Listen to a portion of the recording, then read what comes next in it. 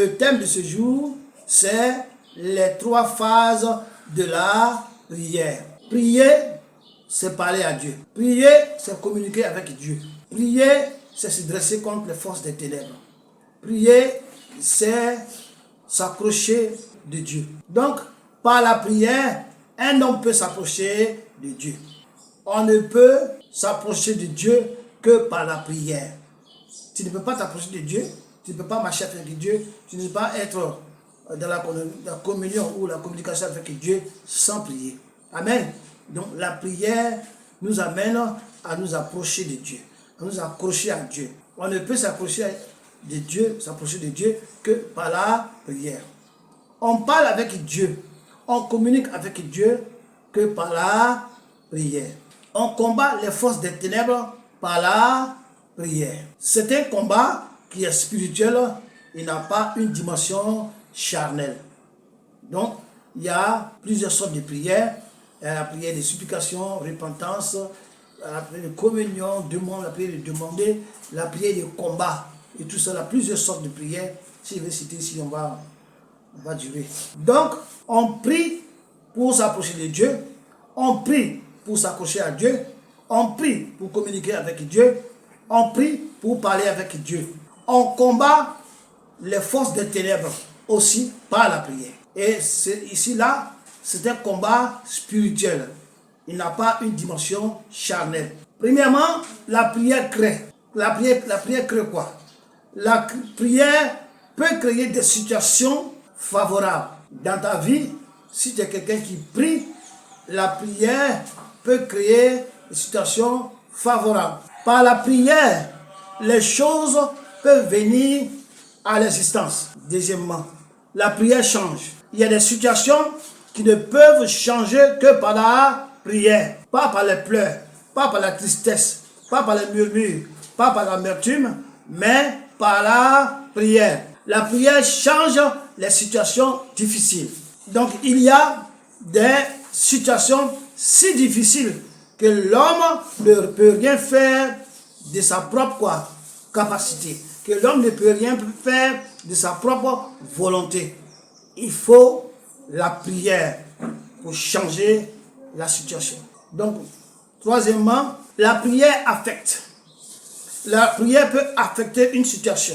La prière peut affecter toute une vie. Voilà pourquoi la prière est très, très importante. Personne ne peut réaliser la mission de Dieu sans la prière.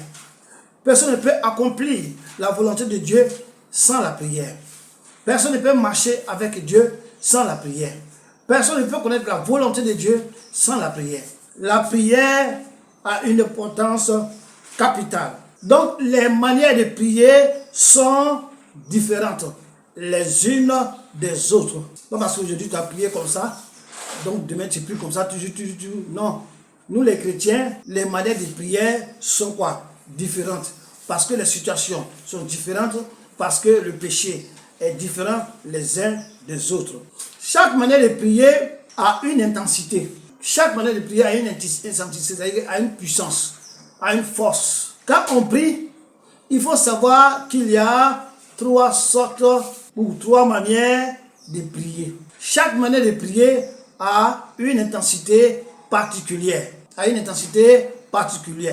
C'est comme nous allons lire Matthieu 7, verset 7 à 8. Je lis la parole de Dieu. Demandez et l'on vous donnera. Cherchez et vous trouverez. Frappez et l'on vous ouvrira. Car quiconque demande, reçoit. Celui qui cherche, trouve. Et l'on ouvre à celui qui frappe. Voilà les 3 manières de prier. Les 3 types de prières qu'un chrétien, à tout moment, doit exercer. Donc, voyons, il y a les 3 prières de s'approcher de Dieu. Amen. Les trois manières de s'approcher de Dieu par la prière. Premièrement, c'est demander. Amen. Demande à Dieu. Deuxièmement, chercher. Chercher la solution. Troisièmement, frapper. Ce sont ces 3 verbes très importants. Donc, on va décortiquer. La première manière, c'est par rapport à demander et on te donne. Demander et on te donne. Ici, on n'est pas dans le monde. Ici, on est avec Dieu. Ces prières s'adressent à Dieu, pas au monde. Donc, ce n'est pas question de dire que je vais demander à mon père, je vais demander à ma maman, je vais demander à mon frère. Non, on parle ici de la prière.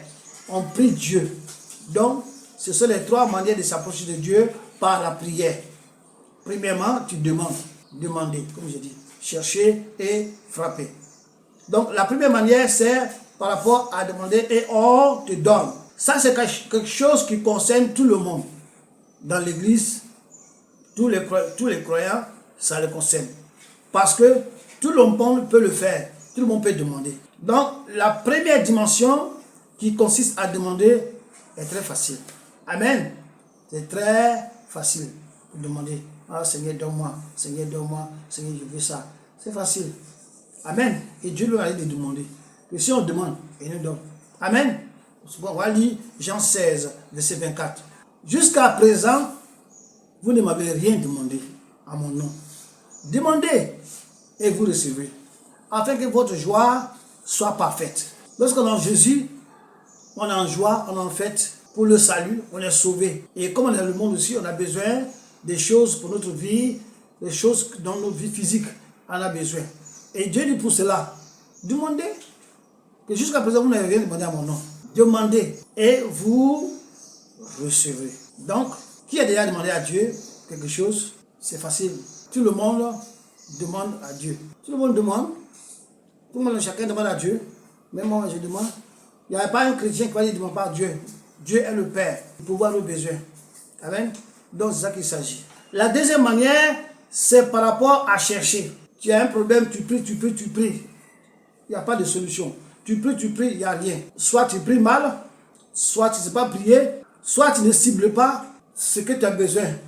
La prière que tu dois faire. Tu ne cibles pas comment on appelle ça? Le sujet, le problème. Tu pries ailleurs. Les prières sont mal faites. Et il faut que tu fais quoi? Tu cherches de savoir c'est quoi le problème. Mais chercher là, tu ne vas pas aller dehors là-bas pour voir les gens. Ah, j'ai un problème, donne-moi une solution. Non, c'est Jésus qui donne la solution. Tu vas chercher. Amen. Tu vas chercher. Chercher, ce n'est pas donné à tout le monde. Ce n'est pas tout le monde qui cherche. Il y a des gens, quand ils prient quand rien ne bouge, ils laissent tomber. Mais quand ils demandent, ils ne reçoivent rien, ils laissent tomber. Chercher, ce n'est pas donné à tout le monde. Donc, il y a ici l'intellect. L'intellect qui rentre en jeu, avec l'intelligence qui rentre en jeu. Tu vas te lever et tu vas dire, mais qu'est-ce qui se passe? Tu ne vas pas accuser Jésus. Tu dis, ah mais Seigneur, pourquoi tu ne me réponds pas? Seigneur, pourquoi non? Soit c'est toi qui pries mal, soit c'est parce que tu ne sais pas prier, soit tu pries un sujet qui n'est pas le sujet de prière. Tu laisses le sujet que tu dois prier parce que tu ne le connais pas. Donc tu dois chercher. C'est quoi qui est le problème? Afin que Dieu même lui, en cherchant, te donne la solution. Amen. Mais si tu ne cherches pas, rien ne va bouger. Donc, c'est lié à l'intelligence. Chercher, c'est lié à l'intelligence. Si tu ne pries pas, si tu n'as pas l'intelligence de te dire, ah, je fais cette prière, rien ne marche, ce n'est pas Jésus qui est en faute, ce n'est pas Dieu qui est en faute, mais c'est moi. Soit je prie mal, soit je ne sais pas prier, soit je prie en dehors du sujet. Je ne prie pas sur le sujet qu'il faut. Donc il faut que tu cherches. Chercher où? Pas dans le monde. Donc ça consiste à prendre la Bible, qui est la parole de Dieu. La Bible, qui est les Saintes Écritures, dans lesquelles tu vas chercher, dans lesquelles tu vas fouiller, jusqu'à ce que tu trouves un texte qui cadre avec le problème que tu as. Tu vas chercher, tu vas fouiller, jusqu'à ce que tu trouves dans la Bible un texte qui va cadrer avec ton problème. Un texte qui est semblable à ton problème, à la situation. Et tu appliques cette situation à ta vie. Donc, lorsque tu cherches dans la Bible, lorsque tu lis, tu as cherché dans le monde, tu n'as pas trouvé. Tu as demandé au frère, tu n'as pas trouvé. Tu cries, tu pries, ça ne va pas. Tu rentres dans la Bible, tu commences à fouiller. Tu commences dans les Écritures, tu commences à fouiller. Tu commences à chercher. Tu commences vraiment à faire toutes sortes d'investigations dans la parole de Dieu jusqu'à ce que tu trouves la situation semblable à ta situation. Le problème semblable à ton problème. Et tu appliques cette situation à ta prière. Et Dieu a dit à Josué, Tout est déjà devant toi. Hein. Ce n'est pas que tu vas venir, Seigneur, non, j'ai déjà dit tout. Amen. On va dans Josué 1, verset 8. Que ces livres de la loi ne s'éloignent pas de ta bouche. Médite-le jour et nuit pour agir fidèlement selon tout ce qui est écrit. Car c'est alors que tu auras du succès dans tes entreprises. C'est alors que tu réussiras. Donc Jésus-Christ a dit à Josué, tout est dans la Bible. Il faut lire. Médite-le. C'est-à-dire qu'il faut chercher. Médite. Cherche à comprendre la situation. Si tu peux trouver un cas semblable à ta situation. Donc il faut chercher.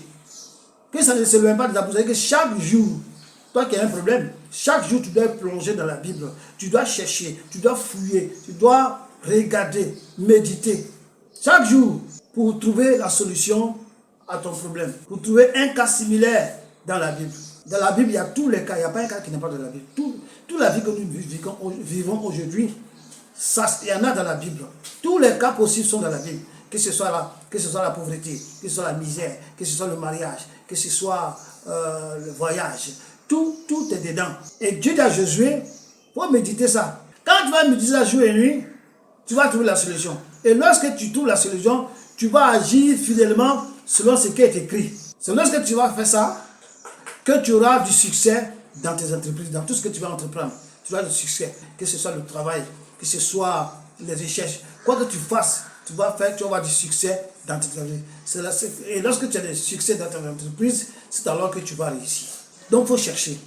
C'est quand je dis chercher, ce n'est pas tout le monde qui cherche. Tout le monde peut demander, tout le monde peut prier, mais tout le monde ne cherche pas. C'est ça qu'il s'agit. Donc, tu trouveras une situation liée à la situation que tu es en train de traverser. Là, tu trouves la solution. Et tu vas prier comme ça s'est fait dans la Bible, comme ça s'est fait dans les Écritures, comme ça s'est fait dans le verset que tu as trouvé qui est conforme à ton cas. Comment ça se fait en pareille situation? Tu vas prier.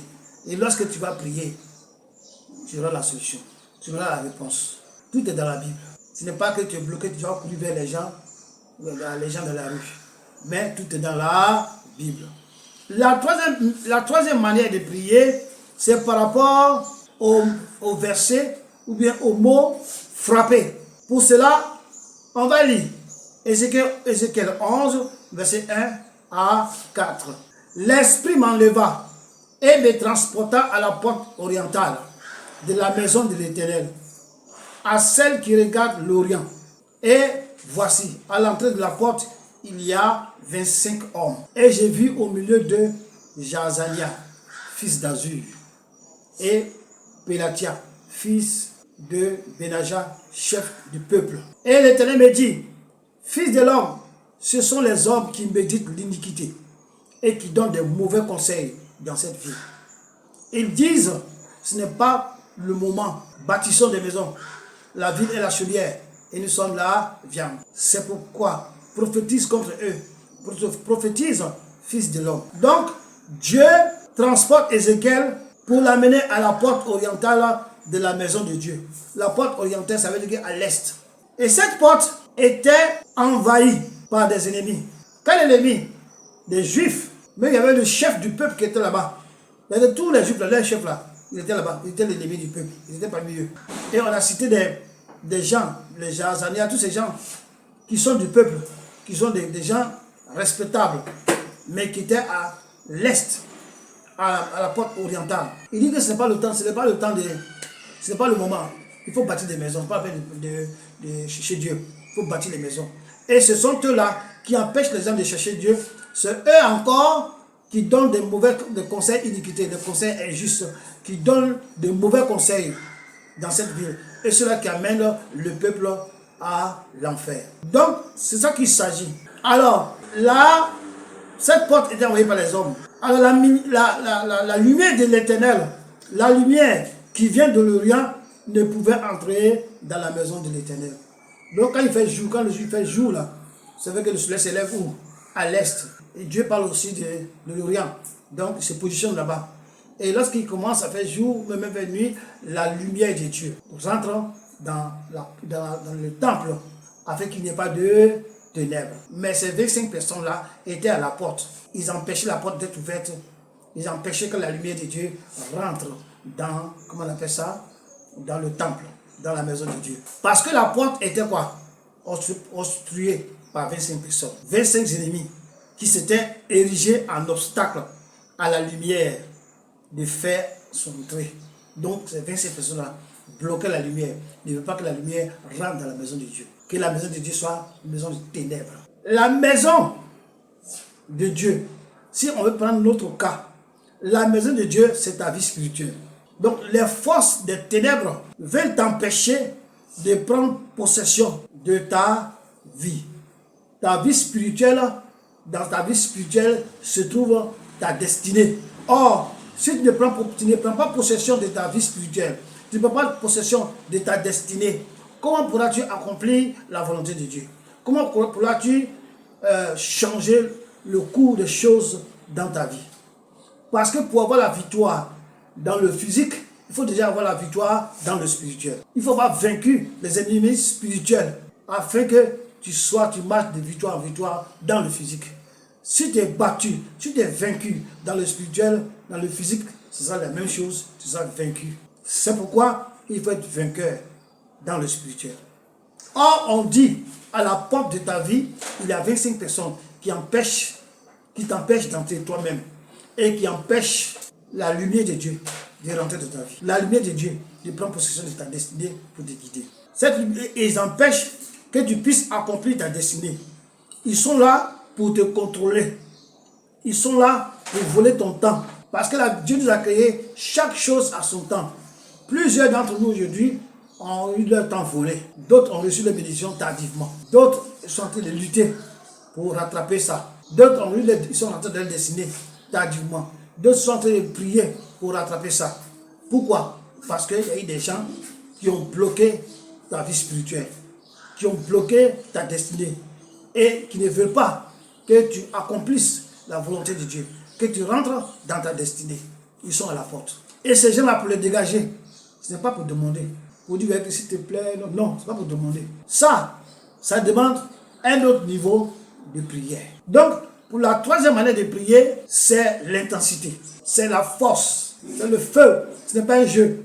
L'intensité représente une dimension d'un niveau élevé. Pour pouvoir chasser ces 25 personnes qui sont à ta porte, qui t'empêchent de rentrer dans ta destinée, qui t'empêchent de rentrer, d'avoir la victoire, de marcher sur la volonté de Dieu, qui t'empêchent de rentrer dans ta vie spirituelle, prendre le contrôle de ta vie spirituelle.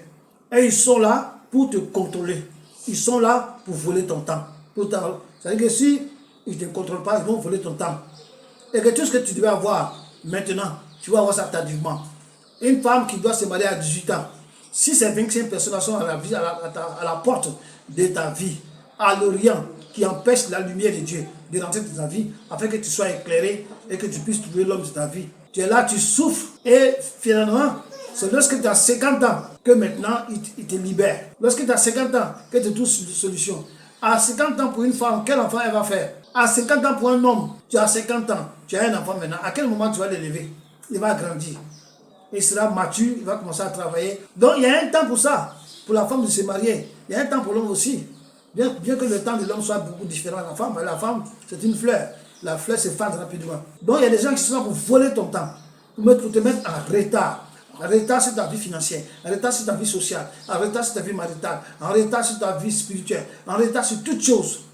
Ces 25 personnes-là, ils sont là pour ça. Ils sont là pour voler ton temps, pour te donner de mauvais conseils. Amen. Ils sont là pour te maintenir dans l'iniquité, pour pas que tu vois la lumière. Et c'est de ça qu'il s'agit. Il faut une intensité, qui représente une dimension exceptionnelle, d'un niveau très élevé, une élévation spirituelle de feu, pour que tu puisses les dégager. Tant que tu ne les dégages pas, tu seras en retard. Tant que tu ne les dégages pas, tu ne pourras pas prendre la vie, tu ne pourras pas prendre possession de ta vie. Tant que tu ne les dégages pas, tu ne pourras pas prendre possession de ta destinée. Tu vas rester en retard. Les autres vont accomplir leur vie, les autres vont accomplir leur destinée, les autres vont se marier, les autres seront bénis, les autres seront sauvés, les autres seront élevés spirituellement. Mais toi, tu es bloqué parce que tu ne peux pas prendre possession de ta vie spirituelle. Tu ne peux pas prendre possession de ta destinée. Tu ne peux pas accomplir la volonté de Dieu parce que à ta porte, il y a 25 personnes. Et ce n'est pas Dieu qui va les chasser, c'est toi-même qui vas le faire. Mais pour cela, tu as besoin d'un niveau élevé, une intensité exceptionnelle, le feu de Dieu. On va lire Jacques 5, verset 16. Confessez donc vos péchés les uns aux autres et priez les uns pour les autres, afin que vous soyez guéris. Ce qui m'intéresse, on dit, la prière fervente du juste a une grande efficacité. Donc le juste, sa prière a le feu. Le juste, sa prière est efficace. Donc la prière fervente, la prière de feu du juste a une grande efficacité. Ce n'est pas une petite prière. Ce n'est pas un truc de dormir, s'asseoir, se coucher. Ce n'est pas cette prière-là qui sera efficace pour dégager les 25 personnes. Ce n'est pas une prière de paresse qui va dégager ces 25 personnes. C'est une prière fervente, une prière de feu qui va dégager. Donc on dit la prière fervente du juste, le juste c'est qui, le chrétien, a une grande efficacité. Donc si ta prière n'est pas fervente, si tu n'as pas une prière de feu, il n'y a pas d'efficacité. Si tu n'as pas une prière de feu, il n'y a pas de force. Il n'y a pas de feu. Le feu dont on parle, c'est le feu de Dieu. Notre Dieu est un feu dévorant. Il faut avoir Dieu. C'est avec lui que tu as fait le combat. Mais si tu n'as pas de feu, si tu es un paresseux, un dormeur, si tu es un négligent, la prière ne t'intéresse pas. Ces 25 personnes, ils sont toujours devant toi. Tu es charnel. Ce n'est pas un chrétien spirituel. Parce que tout ce qu'on parle là, c'est spirituellement qu'on parle. Mais toi, tu es charnel. Toi, tu es égoïste. Toi, tu es orgueilleux. Tu n'écoutes personne. Ni les hommes, ni l'esprit, ni le Saint-Esprit. Tu n'écoutes personne. Tu fais ce que tu veux. Ces 25 personnes vont régner à ta porte. Tu ne pourras pas rentrer dans ta vie spirituelle. Tu ne pourras pas rentrer pour prendre ce qui t'appartient. Tu ne pourras pas rentrer pour recevoir la lumière de Dieu, afin de pouvoir accomplir la volonté de Dieu. Ce n'est pas une prière des enfants, c'est une prière de feu. Pour réussir dans cette élévation, il faut avoir la connaissance de la prière du combat. La prière du combat spirituel, il faut avoir la connaissance. Il faut savoir c'est quoi. Pourquoi tu combats? Tu combats qui? Parce que Dieu nous donne de prier et nous donne de combattre les forces des ténèbres, pas les hommes, les forces des ténèbres. Mais il faut savoir qu'est-ce que tu pries, pourquoi tu pries. Il faut connaître la source du mal qui t'attaque. Il y a plein de choses qu'il faut connaître. Donc avoir la connaissance de la prière du combat et avoir aussi la puissance de Dieu. C'est-à-dire d'être né de nouveau. La Bible dit dans Acte 1:8 que vous recevez une puissance. Le Saint-Esprit surviendra sur vous. Si tu n'as pas reçu la puissance, tu ne peux pas avoir une prière fervente. Tu ne peux pas avoir une prière de feu. Donc, la Bible dit qu'on ouvre à celui qui frappe. Celui qui frappe là, on peut ouvrir on ne peut qu'ouvrir à celui qui frappe. C'est différent. Celui qui frappe ne caresse pas. Ce n'est pas caresser. Celui qui frappe, il ne vient pas pour cajoler quelqu'un. Celui qui frappe, il ne vient pas pour plaisanter. Donc, dans ce domaine, dans ce niveau, l'humilité est exclue. Moi, je suis humble, oh, s'il vous plaît. Non, il n'y a pas ça. C'est une prière de combat. Une prière du combat spirituel. Ce n'est pas un jeu. Parce que si tu veux jouer, les 25 personnes qui sont à ta porte là, ils vont jamais te laisser. Quand on parle de 25 personnes là, ça veut dire dans ta famille. Ça veut dire tes ennemis. Ça veut dire les démons. Ça veut dire les anges déchus. Ça veut dire les esprits impurs.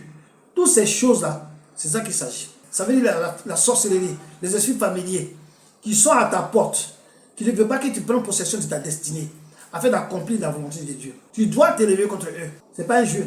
Tu dois frapper. Frapper afin qu'ils dégagent. Afin que tu ouvres pour la porte soit ouverte que tu rentres. C'est la contrainte. C'est un monde de contraintes. Tu vas les contraindre. Tu vas les forcer. Tu vas les pousser à bout. Afin qu'ils lâchent prise. Qu'ils quittent devant ta porte. Qu'ils quittent devant la porte de l'Orient. Et que la lumière de Dieu rentre. Et que toi tu sois éclairé. C'est de ça qu'il s'agit. Ce n'est pas un jeu. Donc on est appelé à contraindre l'ennemi. À frapper l'ennemi. Jusqu'à ce qu'il fuit. Et que la porte finisse quoi? Par être quoi? Ouverte. Il faut avoir la connaissance de la prière du combat. Beaucoup de chrétiens ne savent pas combattre. Ils ne connaissent pas la prière du combat. Combat spirituel, ils ne connaissent pas. Ils disent, je suis en Jésus. Tant que je suis en Jésus, il n'y a rien qui peut m'arriver. Qui t'a dit ça? Peut-être le fait que tu es en Jésus, ça fait peur au diable. Le fait que tu lis la Bible, est-ce que ça fait peur au diable? Le fait que tu chantes, est-ce que ça fait peur au diable? Le fait que tu es chrétien, est-ce que ça fait peur au diable? Rien du tout ça.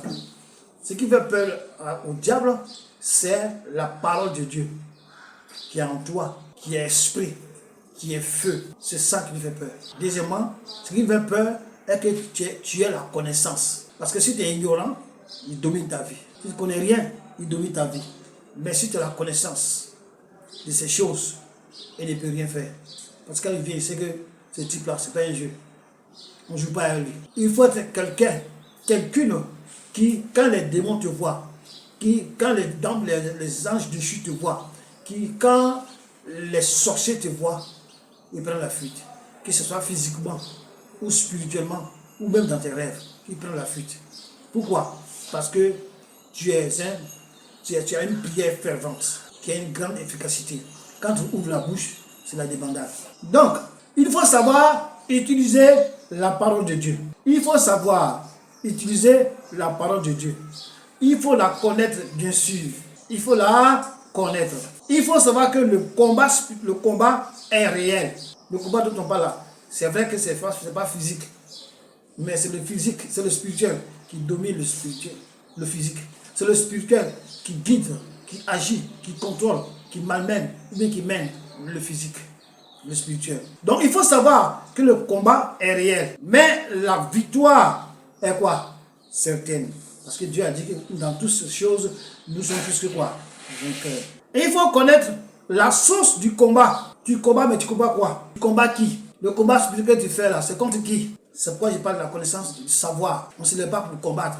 Tu es un soldat, tu es un guerrier, on te donne les armes et tu vas au combat. Mais si tu ne sais pas où se trouve ton adversaire, où se trouve celui qui t'a combattu, tu vas commencer à tirer partout et il n'y aura pas de résultat parce que tu tires partout. Mais si tu sais où ton adversaire est, si tu sais quelle arme il a, et si tu connais tes armes, c'est facile de le vaincre. Et Jésus-Christ nous a déjà donné la victoire. C'est ça qu'il s'agit. Donc, il faut connaître la source du combat. Tu dois connaître les armes offensives et quoi? Défensives que tu as en tant que chrétien. Les armes offensives et défensives. Parce qu'on a des armes offensives et des armes quoi?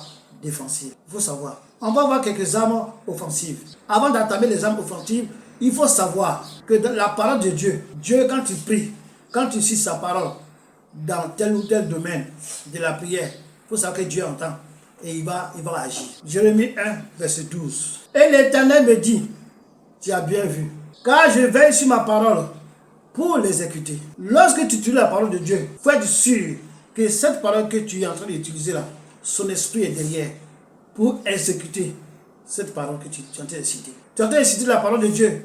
Il faut savoir que l'esprit de Dieu est là, que Dieu est avec toi. Il attend que tu cites, que tu utilises la parole. Et lui, il va l'exécuter. Il est là pour ça. Il veille sur sa parole. Pour que partout où on l'emploie, partout où on en a besoin, partout où on combat, partout où on la cite, lui, Dieu, il vient pour l'exécuter, pour le faire, pour l'accomplir. C'est ça qu'il s'agit. Donc, on va lire quelques armes offensives. Hébreux 12, verset 29. Avec piété et avec quoi? Crainte. Car notre Dieu est aussi un feu dévorant. Donc il faut savoir que Dieu, il est avec toi. Il t'a donné une puissance. Et cette puissance-là, c'est le feu. Comme l'a dit tout à l'heure dans Acte 1, verset 8, que vous recevez une puissance. Cette puissance-là, c'est le feu de Dieu. Donc, les armes de combat, comment on appelle ça? Offensive, c'est quoi? Le feu de Dieu. Nous avons reçu une puissance. Et cette puissance, c'est quoi? C'est le feu de Dieu. Quand tu vas dans Acte 2, verset 1 à 4, on dit des langues de feu apparues sur chacun d'eux, les apôtres, et les 120. Et ces langues de feu-là ont pris possession, sont entrées, étaient sur ces gens-là. Les langues de feu-là, c'est l'Esprit de Dieu. C'est le Saint-Esprit. Il est le feu. Donc, tous ceux qui ont reçu Jésus, tous ceux qui ont été baptisés dans le Saint-Esprit, tous ceux qui ont reçu l'Esprit de Dieu, ces personnes-là ont le feu de Dieu en eux. Donc il faut savoir qu'à tout moment, le feu est en toi. Ce n'est pas parce que tu ne sens rien qu'il n'y a pas de feu. Non, le feu est là. Lorsque tu utilises la parole de Dieu dans le combat spirituel ou par le feu, Dieu fait quoi? Il agit. Psaume 18, verset 8. Il s'élevait de la fumée dans ses narines et un feu dévorant sortait de sa bouche. Donc Dieu, de sa bouche, sort un feu dévorant. Il en jaillit des charbons embrasés. Voilà les armes que nous avons. Le feu de Dieu qui sort de la bouche de Dieu. Ce feu-là est en toi. Lorsque tu fais le combat spirituel, le feu-là sort de ta bouche. Lorsque tu pries, le feu-là sort de ta bouche. C'est vrai, il y a le son qu'on entend, mais derrière le son, il y a un feu. Que l'ennemi soit proche ou lointain, le feu de Dieu est partout. Dieu est omniprésent. Là, quand tu pries, le feu de Dieu sort de ta bouche et va combattre l'ennemi là où il est. Que ce soit dans le songe, dans le rêve, que ce soit un sorcier, que ce soit un démon, un ange déchu, que ce soit l'esprit, tu vas prier et le feu sort de ta bouche. Il y a aussi des charbons embrasés. La Bible dit que de faire du bien à votre ennemi. Si tu demandes de l'eau à boire, il faut lui donner. En faisant ainsi, tu mets les charbons braisés, les charbons de feu sur sa tête. C'est toi qui mets ça sur sa tête. Donc, ça aussi c'est une arme, le charbon de feu, le charbon embrasé. C'est une arme. Donc, il y a le feu et le charbon de feu. Avant, le charbon de feu, ce sont des armes offensives que tu as utilisées pour combattre l'ennemi. L'ennemi n'a pas peur de tes pleurs, il n'a pas peur de tes soucis, il n'a pas peur de tes pensées, il n'a pas peur de rien. Il a peur de la puissance du Saint-Esprit. Il a peur du feu de Dieu. Et ça, c'est la puissance que tu as en toi. Les armes que tu as en toi. Le feu, les charbons de braise. Tu as ça en toi. Il y a les armes de Dieu. Il y a le tonnerre. Il y a la foudre. Il y a ça. Et quand tu pries, tu utilises la parole de Dieu, le nom de Dieu, ces choses-là vont descendre sur l'ennemi. La foudre va descendre sur l'ennemi. Il y a l'aveuglement spirituel. Dieu a ça. Tout ça, ça est dans ta bouche. On va lire encore. Exode 24, 17. On est toujours dans les armes offensives. L'aspect de la gloire de l'Éternel était comme un feu dévorant sur le sommet de la montagne aux yeux des enfants d'Israël. Donc le feu de Dieu, il peut être spirituel, il peut être physique, être vu avec les yeux physiques. Comme le peuple d'Israël l'a vu avec les yeux physiques. Lorsqu'il était au sommet de la montagne, Dieu est un feu dévorant. Et ce Dieu qui a un feu dévorant, il est en nous. Avec sa puissance, avec son feu, avec son charbon, avec son éclair, avec sa foudre, avec l'aveuglement. Toutes ces choses sont en toi. Et ce sont des armes de combat. Il faut connaître cela. Dernier, 2 Samuel 22, verset 9. Il s'élevait de la fumée de ses narines et un feu dévorant sortait de sa bouche. Comme on vient de lire tout à l'heure. Donc, ça qu'il s'agit, Dieu est un feu. Le feu de Dieu n'est pas assis à nous seulement. Le feu de Dieu agit avec nous par la foi. En utilisant sa parole, nous combattons les forces des ténèbres. Maintenant, on va aller dans les armes défensives. Éphésiens 6, verset 11. Revêtez-vous de toutes les armes de Dieu, afin de pouvoir tenir ferme contre les ruses du diable. Donc, de se revêtir, de s'habiller, de porter toutes les armes de Dieu, afin de résister au diable, donc, afin de se défendre. On va au verset 13 à 17. C'est pourquoi, prenez toutes les armes de Dieu, afin de pouvoir résister dans les mauvais jours, donc de se protéger, de se défendre. Et tenir ferme, après avoir tout surmonté. Tenez donc ferme, ayez à vos reins la vérité pour ceinture. Un chrétien doit marcher dans la vérité. Si tu marches dans le mensonge, cette arme-là, cette ceinture-là, tu ne l'as pas. Tu vas marcher nu. Parce que si tu n'as pas la ceinture, ton patron ne peut pas tenir. Donc il faut la ceinture. Donc la ceinture, c'est la vérité. Revêtez-vous de la cuirasse de la justice. Il faut marcher dans la justice. La justice, un chrétien n'est pas, c'est injuste. Injuste. Donc un chrétien ne peut pas marcher dans l'injustice. Si tu marches dans l'injustice, tu es en dehors. Tu perds une arme de défensive. Une arme de défense. Qui est quoi? La justice. Mettez pour vos chaussures à vos pieds les ailes que donne l'évangile de paix. Donc il faut propager la parole de Dieu. Il faut préparer la parole de Dieu. Il faut marcher, annoncer la parole de Dieu dans la paix. C'est ça les chaussures. Les chaussures, la parole de Dieu. L'évangile de Dieu. Et il faut être zélé. Ce n'est pas faire ça avec complaisance, avec paresse. Ou bien suivre les frères et sœurs parce qu'il faut les suivre. Non, ça doit être fait avec zèle. Prenez par-dessus tout le bouclier de la foi. Donc la foi est un bouclier contre le diable et ses démons et ses suppôts. La foi, c'est un bouclier. Un chrétien qui n'a pas la foi, mais tu n'es pas protégé. Si la parole de Dieu dit que tout ce qu'on fait, le fait sans la foi, il ne faut pas qu'on pense qu'on va recevoir quelque chose.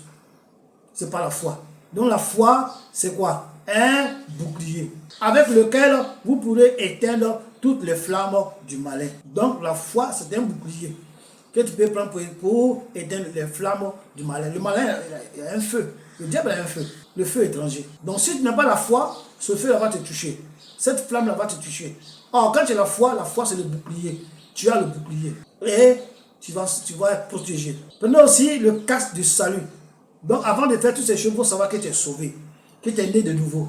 Lorsque tu es né de nouveau, c'est comme tu as un casque. Personne ne peut te toucher. Personne ne peut s'approcher de toi. Tu es protégé par Dieu. Le salut de Jésus. Tu es le casque de Jésus.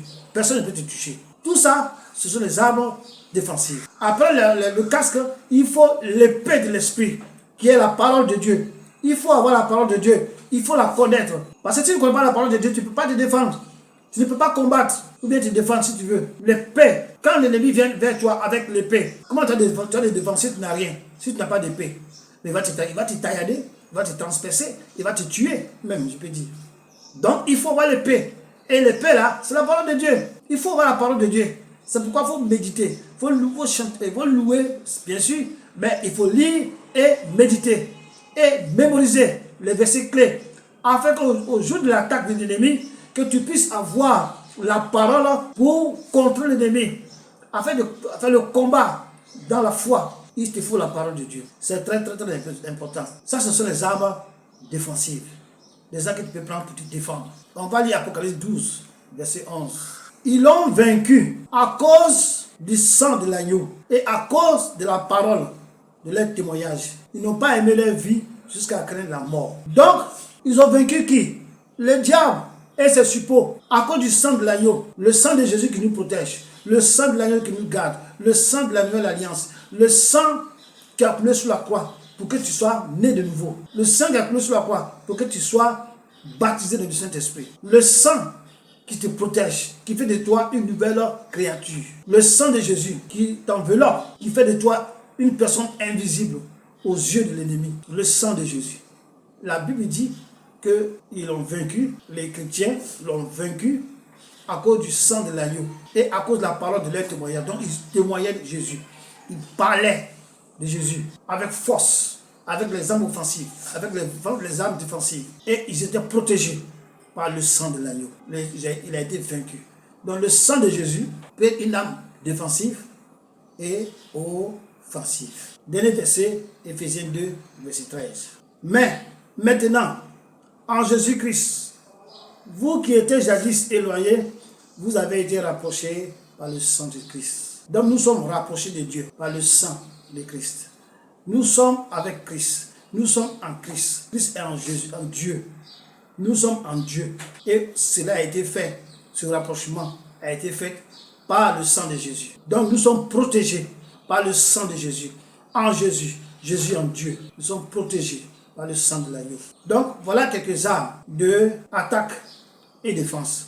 Mais nous combattons contre qui? C'est ça qu'il faut savoir. On va lire Éphésiens 6, verset 12. Car nous n'avons pas à lutter contre la chair et le sang, mais contre les dominations, contre les autorités, contre les princes de ce monde des ténèbres, contre les esprits méchants dans les lieux célestes. Donc, on n'a pas à combattre les hommes. Les hommes n'ont aucune puissance. Les hommes n'ont aucun pouvoir. Les hommes ne sont rien. Mais ces hommes-là ont des esprits en eux. Ils utilisent des esprits pour faire le mal à leur prochain, que ce soit physiquement et spirituellement. Donc, il faut le combattre dans le spirituel et ça se répercute sur toi physiquement. Un sorcier ne va pas venir te tuer physiquement, jamais. Un marabout ne va pas te lancer un sort devant toi physiquement, non. Un démon va t'attaquer physiquement, non. Un ange déchu, un esprit impur, une femme de nuit, mari de sirène des eaux, ne va pas venir t'attaquer physiquement. Tout se fait en esprit. C'est pourquoi le combat est spirituel, il n'est pas physique. Si tu amènes ton combat dans le physique, tu es vaincu d'avance. Parce que pour avoir la victoire, il faut l'avoir d'abord dans le spirituel. Il faut avoir vaincu d'abord dans le spirituel. Il faut avoir résisté dans le spirituel. Il faut avoir vaincu. Donc ce n'est pas contre la chair ni le sang, mais contre les dominations. Amen. Ce sont les démons, les anges déchus. Contre les autorités, On ne parle d'autorité, on ne parle pas des autorités présidents de la République. Hein. Non, les autorités spirituelles. Même si un président de la République a en lui des autorités spirituelles qu'il a utilisées pour te combattre, ce n'est pas lui que tu vas combattre, tu vas combattre ces autorités. Les princes de ce monde, des ténèbres, c'est eux. Les esprits impurs, les esprits méchants, les esprits qui amènent les gens à l'accident, les esprits de mort. Tout cela, ce sont des esprits. Donc le combat est spirituel. Il faut avoir les armes offensives et les armes défensives. Que Dieu nous bénisse. Et Dieu a dit que même dans le verset que nous avons lu dans Ézéchiel, Amen, 4, 1, Ézéchiel 4, 1, comment on appelle ça? Ézéchiel 11, 1 à 4, que c'est les gens, les Juifs, qui se sont constitués en ennemis et qui se sont mis à la porte de l'Orient pour empêcher l'arrivée de Dieu d'entrer. Donc ce ne sont pas des étrangers. La Bible dit que vous avez pour ennemis les gens de la maison, les gens de chez vous. Quand on dit les gens de la maison, c'est quoi? La maison familiale, partenaire, maternelle, les oncles, les tantes, les neveux, les nièces, les grands-pères, arrière-grands-pères. Tous ceux-là, les gens de la maison. C'est vrai, il peut y avoir des ennemis qui sortent dehors, dans les lieux de service, au travail, dans des activités, il y a des ennemis. Mais la Bible parle en général, en particulier, de l'ennemi de la maison, des gens de la maison. Que Dieu nous fortifie, que Dieu nous aide à demander, que Dieu nous aide à chercher et que Dieu nous aide à frapper pour avoir la victoire sur les ennemis visibles et invisibles, afin que nous puissions accomplir notre destinée, afin que nous puissions rentrer en possession tout ce que Dieu a gardé pour nous, nos trésors, nos fortunes, nos argent, notre propriété, nos possessions. Amen. La vie éternelle. Au nom de Jésus, que Dieu nous bénisse.